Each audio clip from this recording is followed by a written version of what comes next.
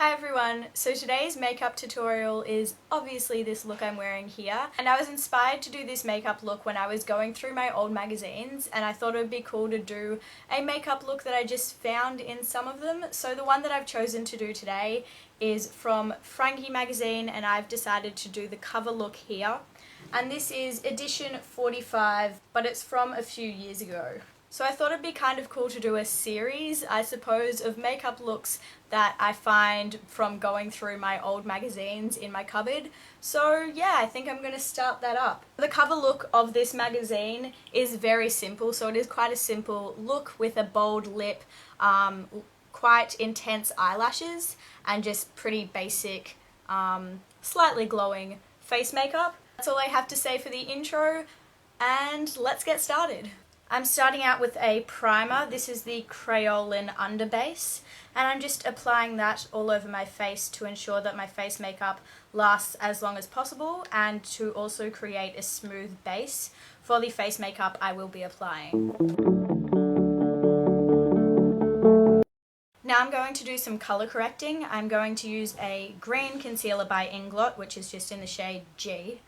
And I will be applying that to redness on my face. The model has light coverage on her skin, but she has colour correcting, which means she has no redness or darkness. So I'll just be using a green concealer on the redness on my face. I'm using my fingers to blend in the product, as the warmth from my fingers will help blend the product better and give more of a natural finish.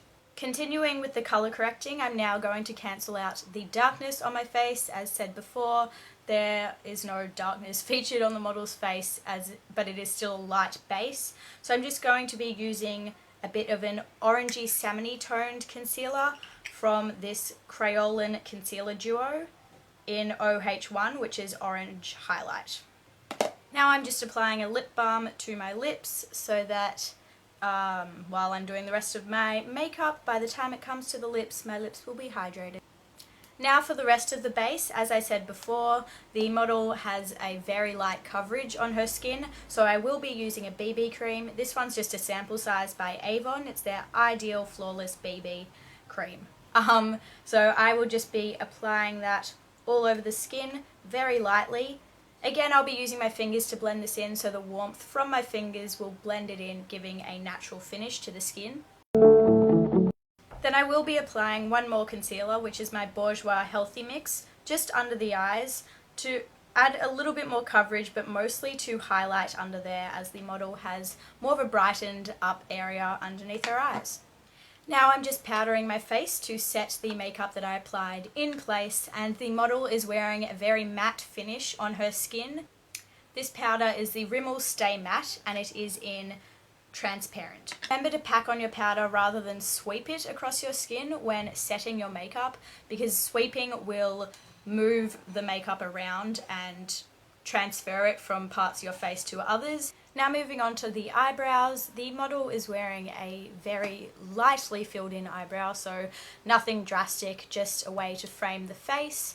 There's even some sparse hairs throughout her eyebrows, so the eyebrows really aren't a big deal. If you'd prefer doing your own eyebrow routine, go ahead. So here I'm using an Avon eyebrow brush, eyebrow/eyelash brush, and I'm just using that to comb through them, and I'll be applying a light bit of brow powder. This one's by Ellie Makeup, and it is in blonde, and again I'll be brushing through the brows and then setting that all in place with a brow gel, and this one is just the Ardele Sculpting Brow Gel. Now the eyes in this look are very neutral and simplistic, so of course I'm starting off by priming my eyelids and a little bit underneath the eye, so anywhere I'll be applying eyeshadow to ensure that it stays and does not crease. I will be applying a neutral nude matte eye shade all over the lid up to the brow bone to create a base, and also under the brow will lift the brow and highlight. Now I'll be applying a brown pencil liner in my waterline to make my upper lash line seem a lot thicker and fuller.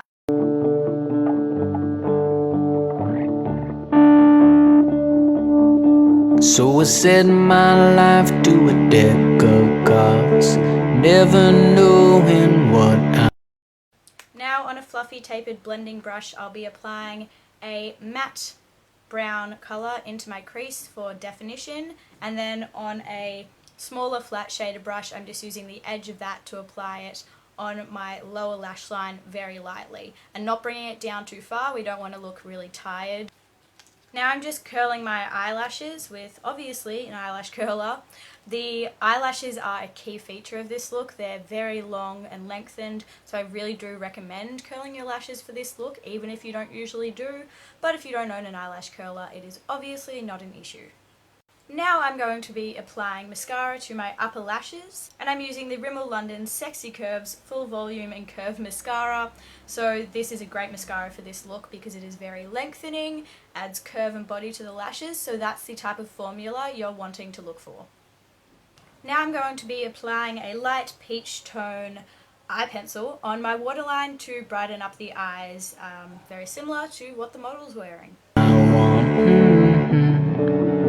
Now I'm applying a mascara to my bottom lashes. This one is Clinique's Bottom Lash Mascara, so it's obviously for the bottom lashes. You can use the mascara you used on your top lashes. I've decided to use this. As I said, eyelashes are a key feature of this, so I want to make them as lengthy and prominent as possible, and this has a very small wand on the end of it, which means it's perfect for getting in to all the little bottom eyelashes.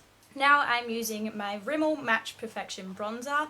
There's very little contouring in this look, but I will be taking a small tapered brush with the bronzer and just lightly contouring under my cheekbone, because that is the most prominent part of the rest of the face makeup. Now taking a fluffy blush brush by Avon, I will be going back into that bronzer and then sweeping it along more of my cheekbone because it is a very bronzed, glowing look on the cheeks, not very many light blush tones. And then I will be using the same brush and bronzer just lightly on the temples of my forehead, just for more of a shadow and more to the outer part rather than bringing it in very far, and that's all for the bronzer. So I will be applying a blush because there is a bit of a blush featured on the cheeks, but I will be taking it on the apple of the cheek just lightly, more to the back part of it, and then blending it up along where I applied the bronzer, but not quite all over where I applied it. Moving on to the last part of the makeup look, which is the lips. I will be applying a lip primer slash base. This one is actually the Australis eyeshadow primer. I dislike it as an eyeshadow primer, but find it is a good base for the lips. And here I am applying Australis's Colour Inject Mineral Lipstick in Teen Pop. The lips are obviously the key feature of this look, which is a very bright, vibrant pink, and I think this colour suits it really well. The lips have more of a pout about them, so I will be trying to emphasise the middle section of the lips a bit more to have more of a pouty structure to the lips, and then tapering it out to the edges. It ain't half as bad. So I set my line to the center point, never knowing what I want.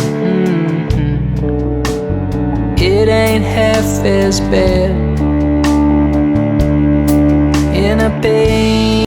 So thank you so much for watching, everyone. I really hope you enjoyed. Let me know in the comments below if you enjoy this sort of idea of a series to do with magazine looks that I've been seeing in my old magazines. Check out the description box below as well for all the product information as well as other good stuff. Definitely a great place to check out in every video. That's all I have to say for now. Thank you so much for watching, and I will see you in the next video. Bye! Myself, and the only things I ever